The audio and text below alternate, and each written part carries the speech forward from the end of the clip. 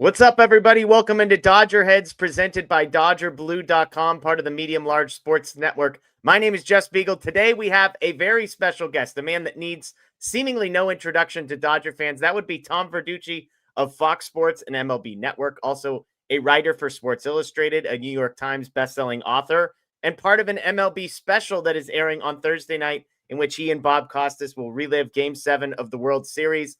That's a pretty good line of text in front of your name, Tom. It's just so cool. Yeah, I mean, Bob's the best. I mean, I think I love baseball. Bob might love baseball more than anybody. I love it. I love it. Well, we appreciate the time. I know you're just getting home from the winter meetings, trying to catch your breath, I'm sure, after 7 crazy games of the World Series. We'll get to that, but I need to start with the Dodgers. Like I said, you're getting back from the winter meetings. I have to ask about Edwin Diaz. He signs with the Dodgers. There's reports that people within the Dodgers organization were surprised that this move came to be. How surprised were you? Yeah, at first glance, I was surprised because I thought he was someone the Mets couldn't afford to lose. I mean, I think he's just that good. I mean, I think he's the best closer in baseball over the last 4 or 5 years. No offense to Josh Hader. But listen, I think the Dodgers, to me, this kind of cements the idea that's been out there that they're the it team right now. And I say that because the Yankees were that team in the late 90s, early 2000s. I remember Mike Mussina signing with the Yankees, right? They already had a deep rotation. And he had the Orioles, the Red Sox, the Mets, all these teams coming at him. And he's like, I want to hop aboard the train because I haven't won a World Series yet. And what train do you hop on? You hop on the Yankees train, right? And that's where the Dodgers are at right now. So I think a guy like Diaz, who wants to win the World Series like everybody else, sees this as the best opportunity. Plus, the word is just out there that the culture the Dodgers have there, besides the winning, is really, really good. There's nothing like peer reviews in Major League Baseball, and I'm sure that was part of it. I don't think the Mets wanted to lose him at all. Listen, I think they made an honest effort to try to keep him. I just think they were up against a team that has a lot of allure right now. Do you get the sense, like, was Edwin Diaz plan A for the Dodgers, or did they kind of go in on a couple relievers earlier in the winter, miss out, and then say, you know what, let's just do it?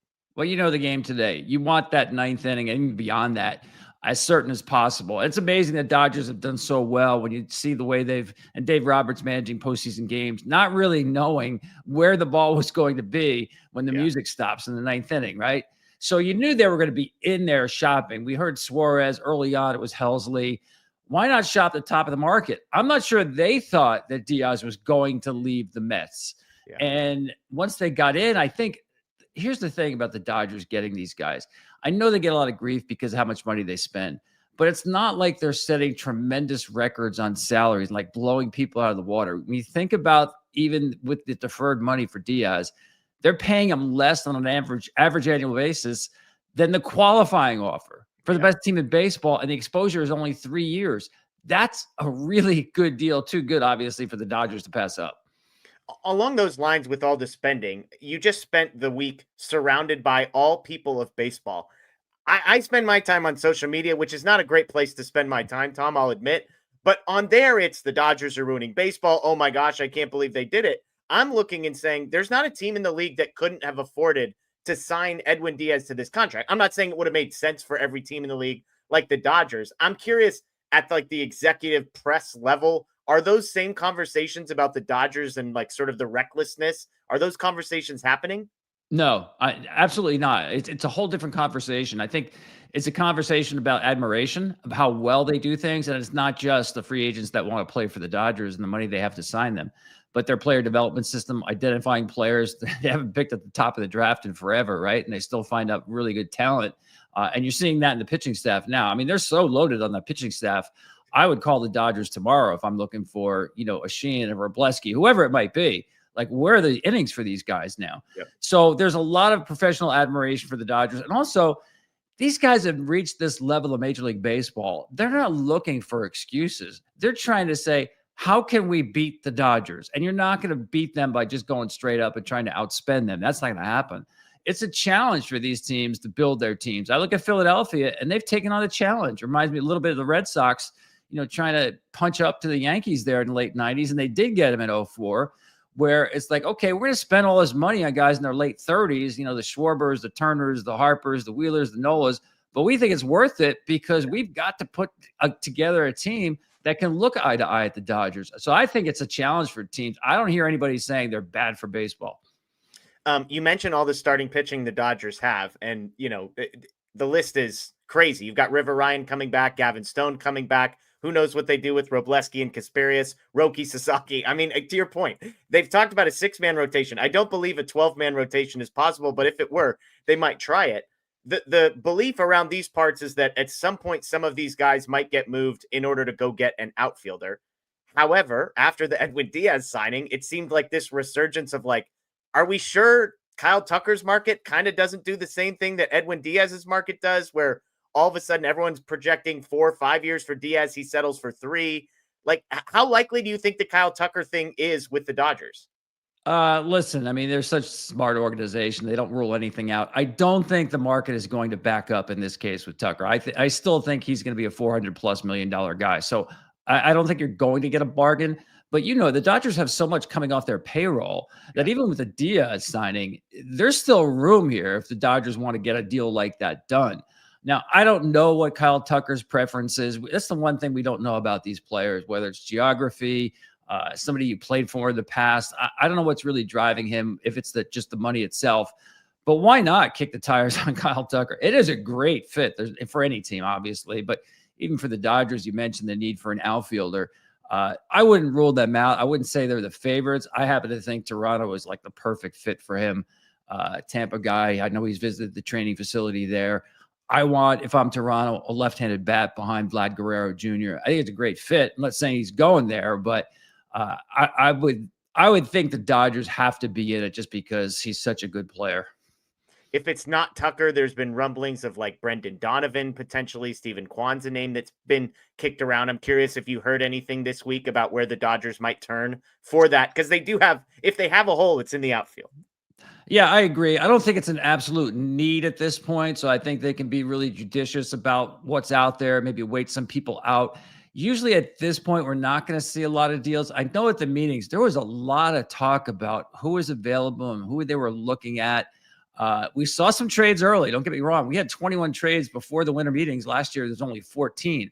And there was a lot of major league players I'm talking about, not just minor league deals. So, I think that market is still going to play out. I think probably a couple of free agents are going to have to drop here. I wouldn't say it's a priority right now for the Dodgers, but it wouldn't surprise me. And it's, they love the hybrid guys who can play on the dirt and the grass in the outfield. So a guy like Donovan, to me, makes a lot of sense.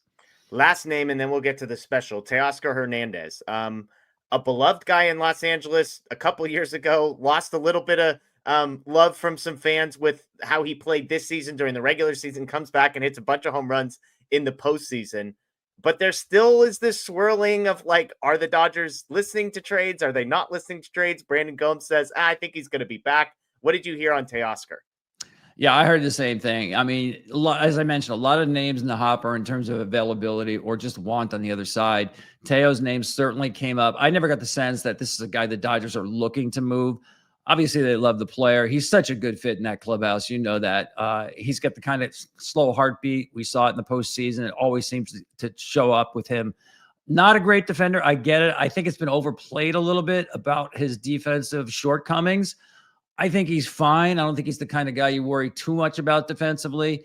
But the bat definitely plays. I think he's a good fit in this team. He's, to me, is when I look at really good teams, I look at, where's the depth in the lineup? And the Dodgers, I think, are really a deep lineup when he's in there. Yeah.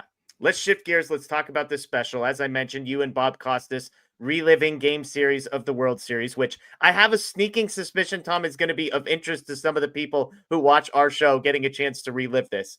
I'm curious for you. You were obviously there on site with Fox for this. How long did it take you to settle into the fact that the game you watched really did, in fact, happen? It's a great question. Yeah, I was just thinking all throughout how loud that place was in Toronto. I mean, listen, I was in Minnesota at 87 and 91. I still say those were the loudest venues I've been at, but this was pretty darn close there because the game was so compelling. There was never a moment where it just settled into, this kind of nothing going on, what's going to happen next? Like the 18-inning game back against the Red Sox was like that. But I just thought that this was building towards something. I had no idea, of course, it was going to wind up with Miggy Rojas tying this game, going into extra innings. I did feel like it was the Dodgers game at that point. Once, he tied that game up with down to the last 2 outs. But yeah, it was just, to me, it was like a great movie that has so many twists and turns. It just keeps you guessing. A lot of great movies, you pretty much know how it's going to end, right? Riding off into the sunset. I must have been like 4 or 5 different points in this game where I thought, oh, the Blue Jays are going to win. Oh, no, the Dodgers are going to win. Oh, no, the Blue Jays are going to win. That's why it's an all-time great for me. Yeah, I mean, you think about the number of plays where we're not talking about like feet or even like yards. We're talking about inches when it comes to Rojas making the play at second and throwing home to Will Smith, whose cleat pops off. And then you've got Pages' catch, which I've seen the clip going around of you saying, hey, this is one of the greatest catches in World Series history. Like, I look at this and we were counting down the best moments, and I'm like, for a franchise of the Dodgers who have Kirk Gibson's home run, they have Freddie Freeman's walk-off in Game 1 last year, I don't know how Rojas to tie the World Series Game 7, like facing elimination with 2 outs to go, isn't the greatest home run ever. And I think Pages' catch might be the greatest catch in Dodgers franchise history. Well, I think the catch is the greatest catch in World Series history. And that's obviously no offense to the Willie Mays catch in 54, but that was Game 1. Of a sweep for the Giants in 54. This, if he doesn't catch the ball, Blue Jays are world champions, and Ernie Clement is the MVP of the World Series. History is completely different. And that's one of the things I love about this show. And if you're a Dodger fan, if you're just a baseball fan, to me, you have to watch it, because this is like the director's cut of that game, where you're going to see plays from different angles. You're going to hear stories that you haven't heard before about how those plays were made and the stories behind them. For instance, on the Pages play, we had a look from where he started. If you watch the game live, he seemed to appear out of nowhere, right? Like Superman flying in and rescuing somebody on the train tracks. I mean, he never looked at Kike Hernandez. His eyes were on the ball the entire time. But the point is, he was playing shallow when that ball was hit. He ran 121 feet to try to get that thing. And there was never a look at the wall or the track or Kike. He was just locked in on it. And like 5 minutes before that, he is literally sitting next to me in the dugout with his hoodie on, paying about, as much attention as I was about getting into the game. And all of a sudden, Doc tells Danny Lehman, go down and tell Pages he's in the game. Bases loaded, sack fly situation. You want his arm out there, and it turns out his glove saves the World Series. There are so many of those little things, and we take our time going through every one of those little things. Keep this in mind, that there were 3 plays in this World Series that rate among the 12 most clutch plays in World Series history. The plays that most changed the outcome of a World Series. 3 of those in one game. There has never been a World Series game with more than 1 of those plays, and we had 3 of them. Yeah, it's insane. You mentioned there's going to be new camera angles, stories that people haven't heard. I imagine this was a unique experience for you because you weren't watching this game on TV. So when I say new camera angles, they're new to me, but almost all of the camera angles to some degree were probably new to you as you put this together. Yeah, you're right. I mean, I have a monitor next to me, but it's kind of behind me. So I'm really not watching it except that if I need to see a replay. So I'm watching a game essentially from the dugout view in the course of the real time. But it was interesting to go back now where we have access to all the different angles. And there's so many to ballpark now where you can go look at something a second time, slow things down. I love looking away from the baseball. Like, we have some great details on the IKF run from third base that you alluded to earlier, where I think it should get him off the hook. I thought he got way too much grief for that play and how, quote unquote, late he was running there at home plate. And the other thing is the most clutch play or most definitive game in terms of in terms of win probability added was the ground ball double play to end the game, right? Yeah. First and third, 1 out.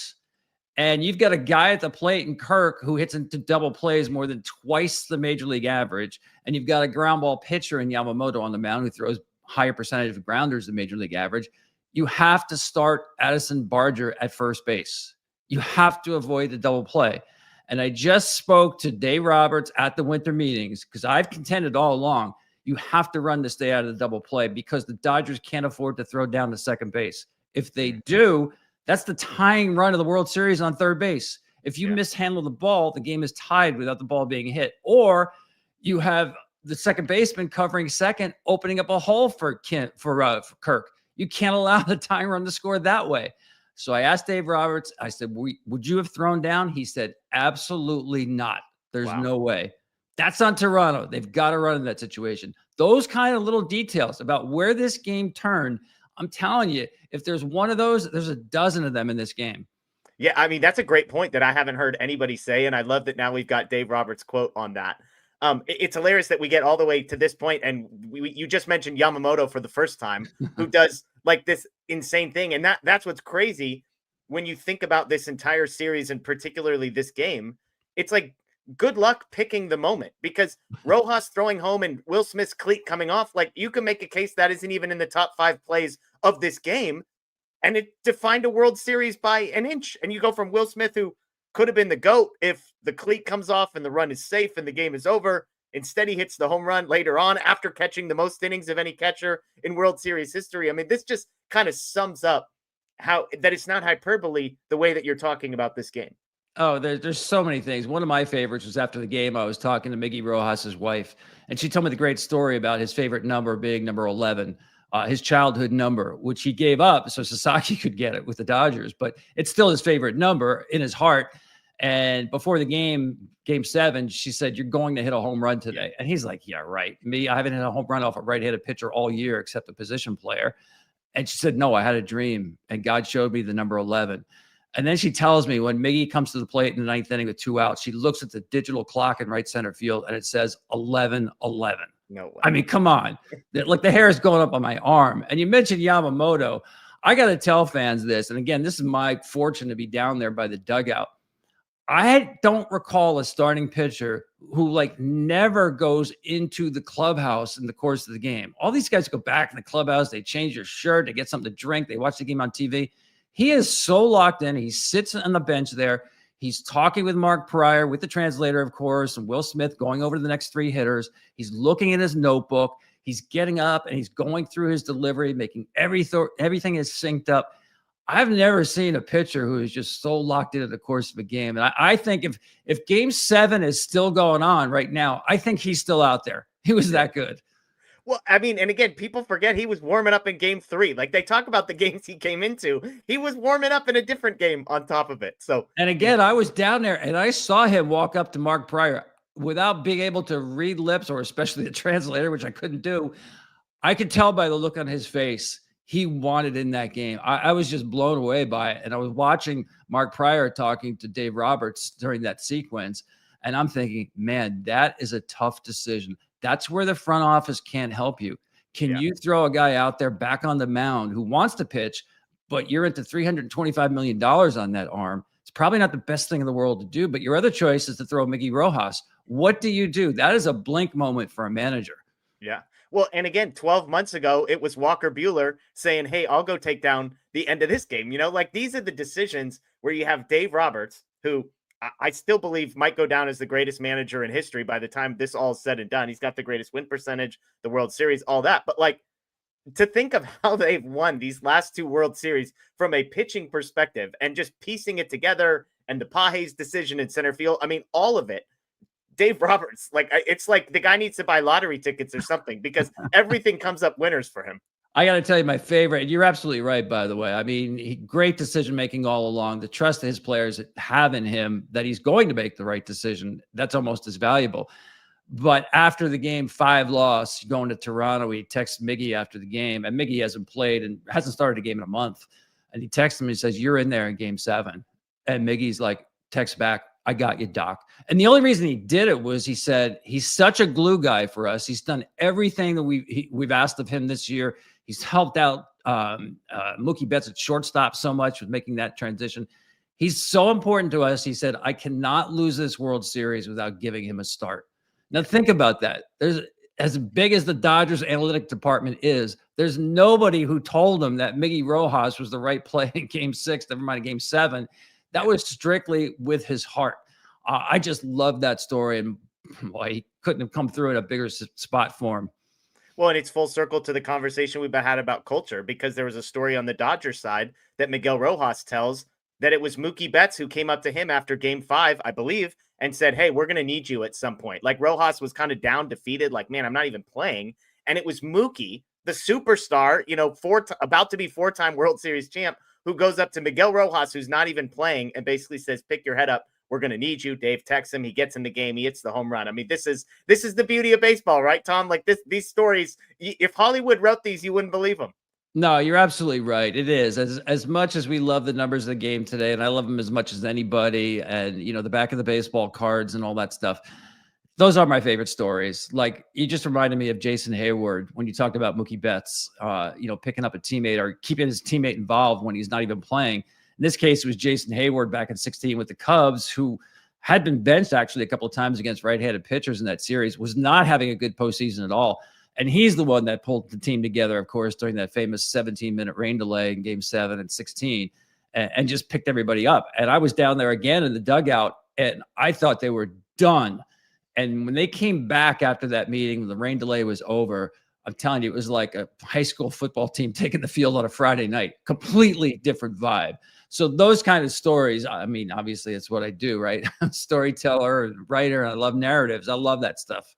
Yeah, well, hey, the baseball gods have given you plenty to write about from this one. So, folks, again, Thursday, December 11th at 7 p.m. Eastern, MLB Network, a special Bob Costas, Tom Verducci reliving of Game 7 of the World Series. Do not miss it. Tom, thank you for your time tonight. Get a little bit of rest after all this winter meeting stuff before spring training comes around the corner.